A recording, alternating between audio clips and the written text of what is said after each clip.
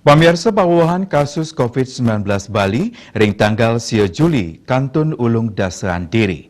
Kasus inucap mawawa sampun makata rahina. Gatra becek sana kepanggih durung wenten wilangan pasien padam asapunika taler ngenenin pasien kenak ngelangkungin wilangan kasus anyar.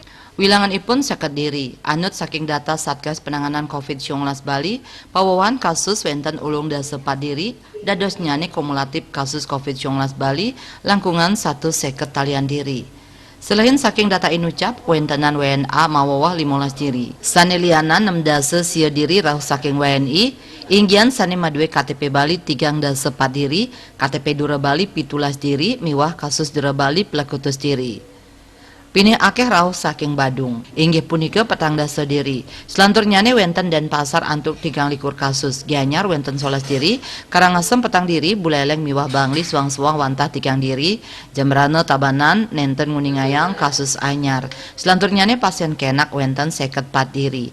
Pini akeh rauh saking Badung antuk 3 dasa kali diri, selanturnyane wenten dan pasar nguningayang kali diri, sahagianyar dasa diri. Dadosnyane wilangan kumulatif pasien padem wenten langkungan petang talian diri. Asapunika taler kuentenan kasus aktif 700 nanggu 4 diri.